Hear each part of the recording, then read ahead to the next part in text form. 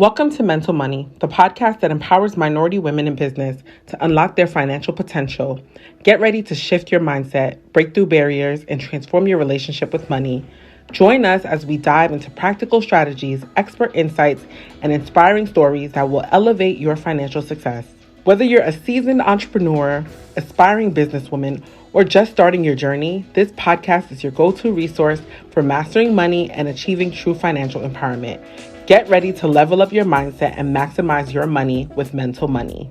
Hi, this is Natalie. You're listening to the Mental Money Podcast, and today we have with us Gabbie Kelly. Are you okay with going by Gabbie? Yes.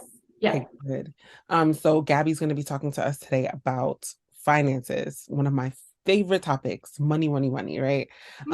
Because it's one thing to make money, it's another thing to keep money, and it's a whole other thing to understand the flow of money, how to keep money in your doors, and then just looking at it from a holistic point of view. So Gabbie's going to give us insight into how to do that today. Yes. I'm so excited to be here. Thanks for having me, Natalie. Of course. So talk to us a little bit about how you kind of found yourself in this space. A little bit Yeah, back. that's such a good question. So I've been in accounting and finance for almost 10 years. Worked with clients in financial auditing, with, in their books and working with their numbers, testing and ensuring documentation, do a lot of compliance work, and also some internal public company accounting. And when I have two daughters, when I had my second, during COVID, I really needed to take a break from the hustle and grind. And I started doing some part-time CFO consulting for tech companies and going back to client-facing work, especially entrepreneurs. I found that even when people got cash infusions, like, some fundraising, what they were lacking was an understanding of then what to do with it and how to manage it well. And throughout a year and a half of doing that, I realized who I connected with the most, other women and moms in business, and that's who I wanted to help primarily learn and feel more confident, financially fierce in managing their money well. Like you said, keeping it in their business, or at least knowing the purpose that it serves in their business. So that money, for profit being set aside, is that money their owner's salary or owner's compensation? Are they saving for taxes? All of those things, the purpose of their money in the business, plus, an awareness of what they're spending money on. So I feel like I started working with clients and never really found my sweet spot. And then for me, having children really put a lot of things in perspective and reprioritize my life. So being flexible, having my own business, working with people that I just love being around, and empowering them has really come full circle for me. That's awesome.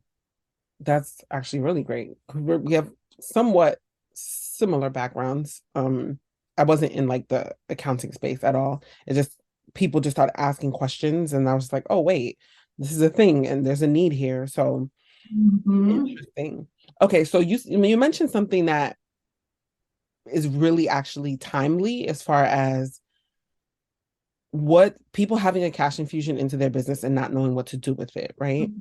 So we recently launched a $20,000 growth grant in support of minority women in business. Wow. And as a function of the grant, we also wanted to make sure that they understood how to write a proposal. That's a skill that they're going to be able to, that's transferable, right? So they'll be, even if they don't win our grant, they have the information that they'll need to be able to look for other grants and be able to educationally, professionally articulate what they do as a business. Yes. What I've found is that through this process, because remember, this is a marginalized group, right? You know, women, and they happen to be African American. They've never come into contact with this level of, what's the word? I guess financial Support. yes.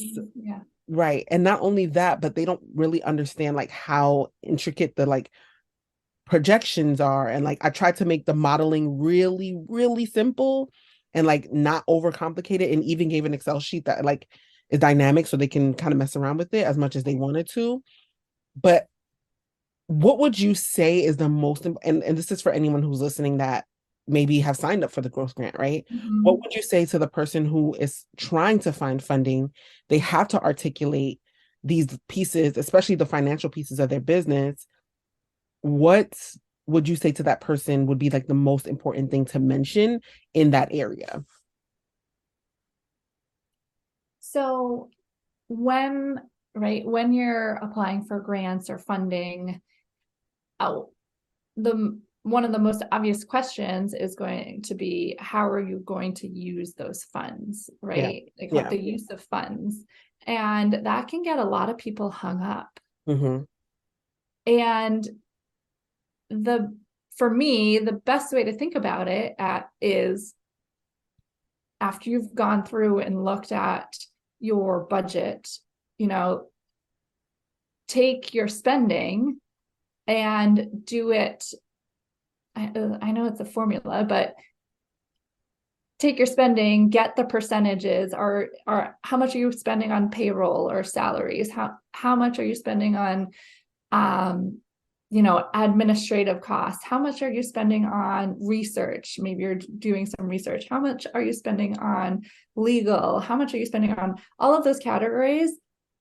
Get the totals, get them as a percent of the whole, and then multiply those percents to your total funding that you're requesting. And that's a very, very simple way to get your use of funds. Mm-hmm.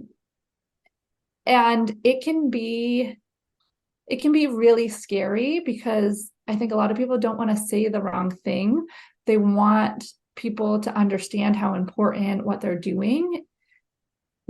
But we have to understand that when you get funding, typically it's right for a very specific thing. So if it's 100% research funding, right, then your answer is very clear. You can only use it for research. Or if it's 100% for development funding, those are the things. But a lot of times it's people investing or backing you to see a long-term sale or growth or return. And for those types of funding, you're going to be using that across your business to ensure that it's operating, to ensure that you're moving the needle forward. And typically, we allocate that use of funds to align with the budget and forecast. Mm.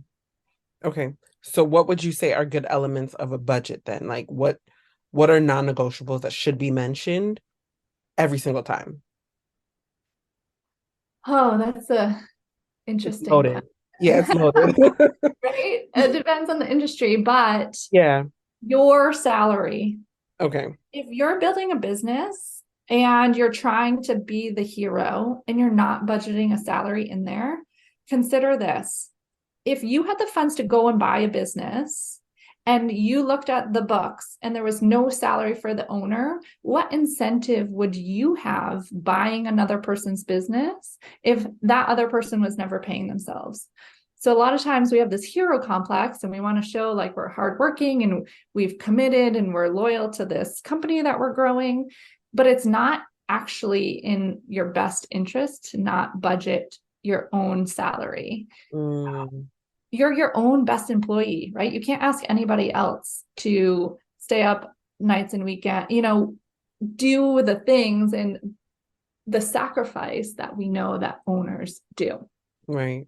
The second would be profit. So all companies, right, need an owner that's paying themselves. They need to be going for, if it's a profit-based company, but even for nonprofits, right? Like there has to be a fund for rainy day or whatnot. That can be your profit fund for a nonprofit. But anyways, profit, saving for taxes. If you want to be a successful company and you're driving towards success, one of the signals of success is a responsibility to pay taxes. Now, I'm US based. I don't remember if your audience is all over, but I know I work and I am in a group that's in the Netherlands. Like I know the taxes are so varied. But to be able to put aside money for taxes, you're not surprised, and it doesn't put you in the hole before you even start your next year. And then the rest as operating expenses. And that's kind of how I look at a budget from the highest level is what are we bringing in for income? And then how is that income allocated to your owner's compensation, your salary, to what percentage of profitability, like actual hard cash allocation to profit? What are you saving for taxes? And then what are you running your business on from what's left over? And I find that that's a really simple structure that a lot of people are able to understand and think of their business a little bit differently in that way. Right. I'm happy you say that because, for the last grant proposal training, we're doing 3 of them. We've already done 2 of the 3. And in the last training for the financial projections part, I asked one of the participants in the training to actually give me some figures for what they would do with the funds, right? We went through the exercise with her business, and one of the things that we found was that she wasn't charging enough. Or the other thing was that this project wouldn't be profitable, right? And it's interesting because when we just changed the prices by maybe $2 or $3, then we saw profit. Was it a lot? No, but it was profit. So it's interesting you're saying that because a lot of businesses don't really look at it from that tiered system that you've outlined. And I think that they would definitely benefit from having it kind of understanding that profit is a function of the remainder of the funds, not the funds that come in. Does that make sense? A little, especially for like funding, right? When we're using funds, it's how are you going to spend the money in your business? When you're getting funds in, we definitely want profit to be like considered off the top, right? Because some of the business psychology is profit is an afterthought. And what you had just mentioned, if we're not considering our services and whether they're profitable or not, how are we ever going to move towards profitability if it's always an afterthought? Right. So one of the things that I help and has been this really big shift in my services is taking a look at your profitability first. And it's part of, if anybody is listening, it's part of the profit first method. I'm a certified profit first professional, and I've woven it into my services because I think it's so powerful. People can go years, lifetimes, right, with their businesses just scraping by. From the outside, you would have no idea, but most businesses are paycheck to paycheck, right? Yeah. That's why we see all of these crazy, crippling statistics of business failure, right, in the first 5 years, and it's due to cash flow. If you don't have that system in place, you are fighting a battle, from behind. No, for sure. So, all right, how do we predict profitability then? You build it. Okay. You build it into your system. And one thing that can feel scary is the awareness that it requires to be brought to spending in your business. So I like to say that first, knowledge, right? Knowledge is power. Then we bring awareness and intention, and that's how we fast track growth and goals. Right. And the knowledge first is being more open about money, talking about systems and how to manage money, talking literally about how to open bank accounts and like what types of bank accounts to use and to use more than one and to get more insight and clarity. And then awareness. So what are we spending our money on? Is it moving our business forward? We don't want to be operating from this position of scarcity. We want to expect abundance. However, we can get caught really quickly in spending faster than we're growing, right? Keeping up with the Joneses. And so bringing awareness to spending by the function of building in profit, building in your own salary, saving some money for taxes, like cash, and then seeing what's left over. Does that cover what you currently operate at for your expenses? And if it doesn't, then that's a signal to go dig further. Right. And be more intentional about the spending that you're doing in order to, produce income, move the needle forward, set yourself up for growth. And so when we're working with an already established business, it's more like baby steps in adding profit, taking that off the top. When you're a new business, you can start looking at it as a bigger portion of your income and ensuring that one, right, your prices are enough to fund your business.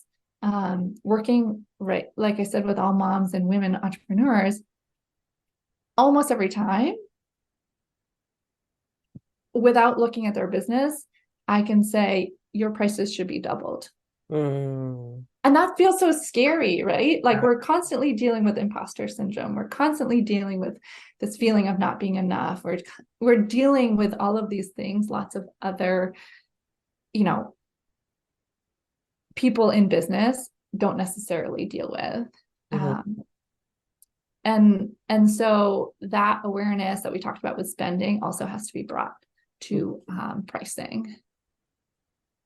100%. So that's not like how to budget income, but it's a journey through the awareness, the knowledge and the awareness to be more intentional about profit. No, for sure. So that profit first framework, do you find that it's very different from accounting, or do you like one or the other, or do you kind of just take this from both? Setup question. So if you think about accounting, your accounting formulas are sales minus expenses equals profit, right? Yeah. So we're focused on sales, right? Always selling more, which can sometimes drive expenses. Yeah. To that faster than sales, like we talked about, and then leaving profit as what's left over, which is most times not nothing, right? When you flip that equation and you say sales minus profit equals expenses, so that's bringing the awareness and the intention to taking your profit and being intentional about what's left over to spend in your business. That's the profit first formula. And that creates an environment that requires awareness and intention. Like the saying, what gets managed, what is measured is managed, right? Yeah. And so accounting has a formula because that's what accounting's made for. It's made for reporting. It's made for investors. It's made for stakeholder compliant, right? All of that compliance, but it's not made for business owners. So we need a new formula. We need a new framework. We need to do mindset for business owners, a new tool to help everyone feel confident in managing their money and growing a profitable business and growing a business that pays you what you deserve and what you're worth. Right. No, that makes perfect sense. So what would you say is the first consideration outside of like that formula or applying that formula? If you're working with a new business, how do you onboard them and what are some mental shifts that they need to consider walking into like a consultation with you? Yeah. So the first thing that I like to do is we have a pretty long meeting, and it's me gathering all of their financial data, whether it lives in financial statements or not, if it's just a bank account, or talking about if it's together with personal information, why we need to separate that and the steps to do that. Putting that financial information in a summary to say, what have you been doing, right? Last year or the year before? What are the trends that I see? How is your business serving you and supporting you? How have you been paying yourself? So we get a benchmark of where you are now. And that can come with a lot of, right, emotions, feeling very vulnerable. And I think that is one of the driving forces of why I do what I do, because we need more compassion in finance and less judgment and shame. And that's what keeps people from talking about money. That's what keeps people from, fear of sharing big goals in case, we don't make them. And this taboo and shame around money keeps, right, the underprivileged less privileged, the underrepresented less represented, and makes it still harder and harder to grow and find our own voice. Anyways, so we go through this summary and we say, okay, this is where we are now. This is where you are now, the trend over the past 1 or 2 years, however long you've been in business. And then where do you want to be as a financially healthy business? What are your personal financial goals, and how is your business going to support those? What is the minimum you need to take home from your business? What is your ideal? I like to say, like, minimum, this is good enough, and like, this is ideal. This is really where I want to get in the next few years, and breaking all of those goals down into baby steps. So if you're not putting aside cash for profit now, well, next month, let's put aside 1%, right? I like to say, if you can run your business on $100, you can run your business likely on 99, right? You're most likely not going to miss 1%. And so it creates a system for building better habits in your business without feeling so overwhelmed. And so that's the first big step, is figuring out where you are, right? Which means looking at financials, talking about numbers, which a lot of times we run the other way, right? We like run in the opposite direction. But I think it feels really good to have somebody you feel safety with to go through these types of things. There's lots of crying on calls. Not that I'm a mean person, but just that, we can feel so locked up and have nobody to talk to as the business owners and feel very isolated that sometimes it's so relieving to go through this with somebody that doesn't feel like they're judging you, No, for sure. Yeah, I joke a lot about how I'm not a professional finance professional. I joke about how I'm a therapist. Yes. Yeah, so it's my undergrad degree actually came in handy a lot. Because you're right, it is important to hold space for individuals who don't really get what's going on, and it can seem overwhelming, and there's just a bunch of numbers going around on spreadsheets, and like they're supposed to make sense of this, because for a lot of people it's do or die. Right. The stakes are extremely high. So yeah, I definitely agree. So once we've kind of gotten through that part of the exercise where we face our finances, essentially, Mm-hmm. what's next? Like, how do we think about actually implement, like, what's the rules around implementation?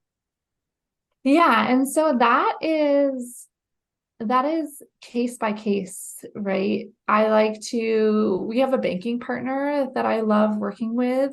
Um, One of the key elements where people usually fall down and when they try to do this alone is setting up bank accounts, either changing banks, finding a bank that has no minimums, no monthly maintenance fees, right? And no other sneaky types of charges for you to have, certain number of daily transactions or direct deposits or whatnot.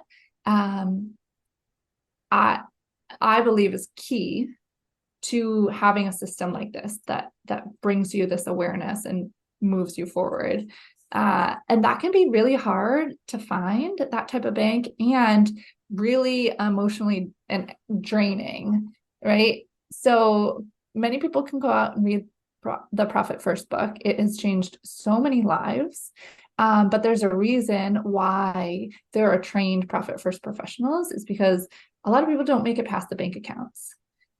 And for something that is so life-changing, the thing that's stopping people being bank accounts is just sad. It's terrible that banking, at least in the US, is this awful thing that nobody wants to go and like be in person, and many banks require you to be in person. So depending on the type of industry, what they're doing, what banking setup they already have, we set up online banking for them, with no minimums, no fees, real people that I adore and love working with. And we implement the goals that we have, each of those buckets, like profit and owner's pay and taxes and operating expenses.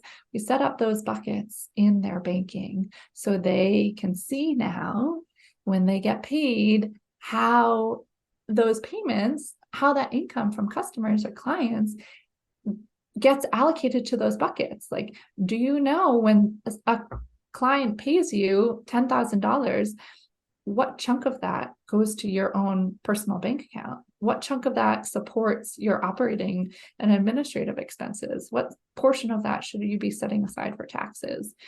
And by setting up your bank accounts in a way to have separation allows you to see that more clearly. Is that process automated? It can be. Yeah. Okay. So like whenever so let's say, for example, I use Shopify as a POS. Whenever I get paid or whenever they have a payout, it can just go into my bank accounts and be split according to 4 different accounts. Yeah. Okay. Yeah. And so I like to walk through, right, and have like a few weeks or a few months, depending on the comfort level. I like doing it on my own, certain pieces, until you get to a spot where you're like, I feel comfortable. I know my percentages, what I'm allocating now here, bank, like go do it automatically. And so that's part of like adding automations in for the things that you shouldn't be taking time to make decisions on. But for the beginning, it's a little bit of getting comfortable with the system and then adding automation. That makes sense. Okay. Are you a minority woman entrepreneur struggling to secure grant funding for your business? Introducing the 6-figure funding formula for minority woman entrepreneurs. This is the ultimate course designed specifically to empower you with the knowledge, tools, and strategies to successfully position your business for grant funding. Imagine unlocking the full potential of grant funding, growing your business, and joining a community of successful women entrepreneurs who have already transformed their business through our proven program. Don't miss out on this incredible opportunity. Visit the 6-figure funding link below to enroll in our waiting list. The spots are limited. Sign up today and start your journey towards grant success.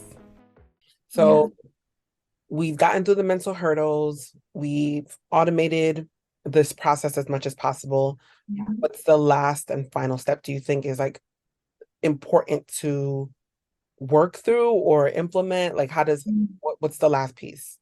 Celebration. Mm. So part of this whole, right, you're adding steps, adding work, quote unquote, to somebody's process, right? No longer are they everything coming into one account and then they, charge or pay out from that one account. You're creating a tool, but that tool requires a little bit more effort. But the payoffs are outstanding, right? So that getting used to that effort, bringing more awareness can be hard, mentally challenging. Putting aside money for profit, we want to be celebrating with that profit. So no longer like constantly reinvesting everything you have, all of your savings, like never getting paid, right, for your business. We want to be championing a new wave of businesses that are started and that support the lifestyle and that serve the business owner. So we're adding to the like more emotionally healthy, people out there who own businesses and are doing good in the world. And so celebrating your profitability is huge to continuing that momentum that you're seeing with the extra effort that you're putting into this. So we have our clients create celebration lists. So that way, every quarter, when they pay themselves their first, second, 10th, 20th profit distribution, they can celebrate all the effort and all the sacrifice that they've put into their business, which we think is really important. As a business owner, you're doing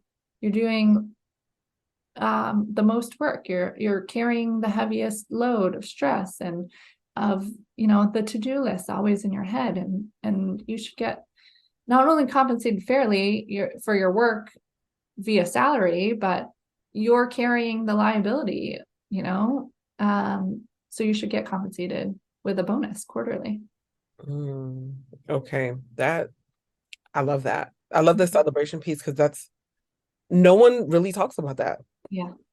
Yeah, Right? We're all suffering. It's like it's more about the suffering and the hustle and the grind, right? But we should be celebrating our profitability. That's awesome. I love that. Okay, so if we wanted to get in touch with you, how would we do that? I am on LinkedIn at Gabbie Kelly. I am on Instagram at the WEM Financial. You can email me, gabbie@wem.co. That's GABBIE, because I like to be, complicated. But I would love to hear from anybody in the audience, profit first questions, jumping on a game plan call. A lot of times I do free game plan calls. So we jump on a call and I just ask a lot of questions. For me, that has been so helpful to understand, one, other people's businesses and their journey. And that's one of my favorite things that I do besides doing podcasts. But two, I like to be able to say, I think I can help you, or I think right now, I don't think that this is the right time for X, Y, and Z. I think you can do this instead. A lot of times I send people free Profit First books. If they've never read it before, great resource and tool.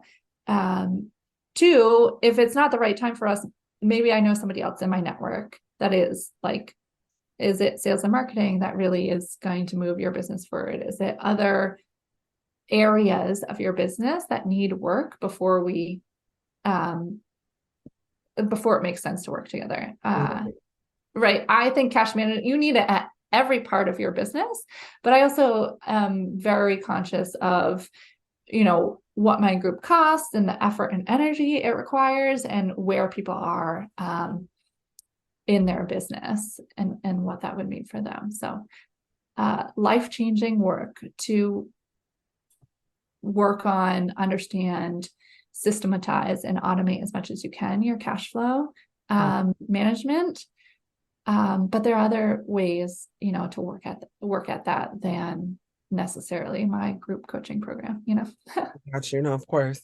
So why did you decide to use a coaching, like a group coaching format or business model instead of like one-to-one or Mhm. like a course or something like that? Yeah, I love talking about this because I started doing one-to-one, and I realized that one, I wanted to work with many more people. Hmm. And as one person providing the service, I was constrained by time. And I have two daughters at home.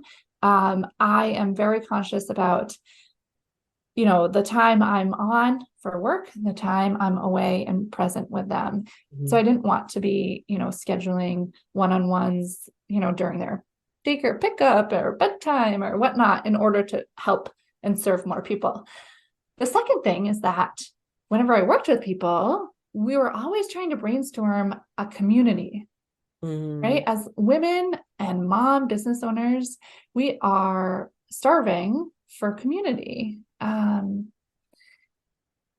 Even with like remote work, just being more and more and more isolated. And I was struggling to figure out like, how could I bring an in-person community feel to helping clients, right? I work with clients all over the US, and also with a course, I've built a course for my coaching program. So I've been able to wrap that in Okay. to my money well program to be able to serve and help women without being one-on-one with me. Mm.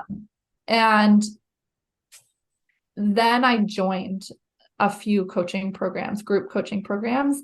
And as soon as I started seeing results, which was way faster than anybody I'd worked on one-on-one with, I was I was like, this is it. This is the answer to the things that I've been wanting to do. Help more people at a more reasonable cost and increase community. Right. And so I feel like even I was scared of group coaching. I wanted one-on-one. I wanted to be able to do things faster with more personalized support. I realized that in a group coaching program that's done well, you get all of that plus a mastermind effect with other women in their businesses, driven, committed, giving feedback from so many other different perspectives. So for me, it was this aha moment that catapulted my business to be able to serve, like I talked about, so many more women, creating a community, like, just that supported feeling while bringing my service and a curriculum, a course. So it really allows, in my experience, another level of support versus one-on-one. Okay. All right. That's interesting. Because I never really understood how the group coaching really worked and how like the benefits outweigh like maybe a one-on-one, or maybe it doesn't have to outweigh it. It just, as efficient as a one-on-one. Could you talk Right. about like what a group training session looks like? Yeah. And I feel you, Natalie. When I was searching for specific thing, like last year, I was looking for some sales and marketing help, and I interviewed people.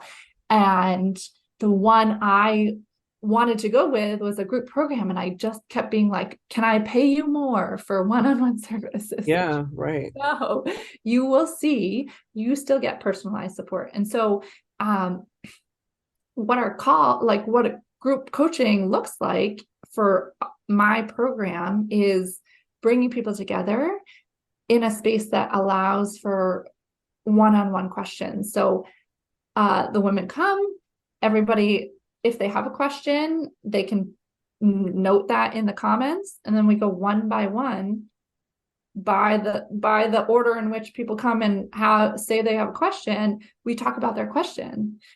I jump on into their financials because I've created Google Docs and Google Sheets for everything. We're working through, right, this vulnerable thing with other people that creates this closeness. And like I said, mastermind level, people asking for feedback. But you still get the one-on-one support. So we work through everybody on one call weekly. And that's another thing I've been able to come with weekly support, whereas I was doing one-on-ones monthly, which are fine. But you get so much more, right? More availability for support and questions on a weekly basis. And being weekly, if you miss one or can't make it, it's not the end of the world, right? Missing one out of 52 or 50 is different than missing one out of 12. Right. That makes sense. Yeah. And so I am such a huge believer in a group program done well. Mm-hmm. Now, I haven't been a part of group programs not done well, but I've heard, that of course they're out there. So I have a whole, like, what to make sure if you're looking into group programs. I have a whole post on LinkedIn and Instagram about the things to look out for interviewing and deciding, researching group programs. Okay, yeah, I'm gonna check that out. I never considered it, but it's definitely a better way to capture a bigger audience. Mm-hmm. So like how like daycare centers have like a cap on the ratio of kids to teacher. Do you also use that model as well? Um, I would say that I'm open to that, but I haven't had to use it. Okay. I'm in programs with like 25 women all over the world, and I've shown up when I don't have a question and I've learned things, I've missed sessions where I couldn't go. I've shown up and got my question in or thought of a question at the end, and it has never been a problem to feel like I didn't have enough time or support there. So I'm open to that, to split it, if there's something that makes sense down the road in a year or two or whatnot, that may make sense to create two programs. But for right now, I haven't had to implement that, or also haven't had feedback that is needed. Right. No, that makes sense. Okay.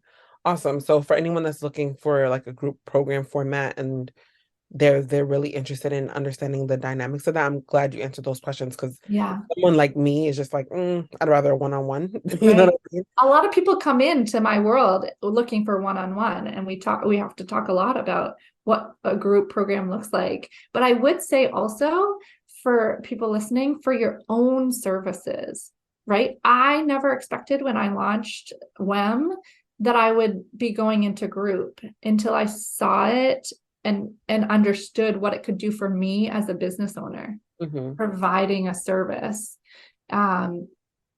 So getting somebody to also think outside of the box on what you're providing and what it would do for you. What is the impact on your work week? Like, the pricing, what would that structure do for you? So it would be a good exercise for anybody listening to go look at, would group programs work for them? Yeah, Also. definitely. I'm definitely gonna check that out. And I'll leave a link in the show notes as well. So thank you for that. Yeah. Okay, so just one more time where everybody can reach you, because I know we kind of like went Yeah. to a different topic I before. know. Oh yeah, one more time. So you can reach me via email, gabbie@wem.co. That's GABBIE at wem.co. Via my website, wem.co. There's free trainings on my website as well, talking about what it's similar things to what we discussed today and what it's like to be, on a cash flow roller coaster with your business. And on Instagram and LinkedIn is where I'm also very active, engaging with the community and writing a lot of posts and content, educational content. So happy to have anybody reach out there as well. Okay, awesome. Thank you so much, Gabbie. Thank you, Natalie. Yeah, of course. Thank you for tuning into Mental Money, where we've explored the transformative power of mindset in your financial journey. Remember, your potential knows no bounds. Now it's time to take action. Start by subscribing to our podcast to never miss an empowering episode. Join our vibrant community of minority women in business by following us on social media. Connect with like-minded individuals, share your story, and gain exclusive insights to fuel your success. Visit our website, mentalmoneypodcast.com, for valuable resources, show notes, and bonus content. And don't forget to leave a review on your favorite podcast platform. Your feedback helps us grow and reach even more ambitious women like yourself. Together, let's break barriers, shatter glass ceilings, and rewrite the rules of success. Keep empowering your mindset, and remember, with Mental Money, your financial future is limitless.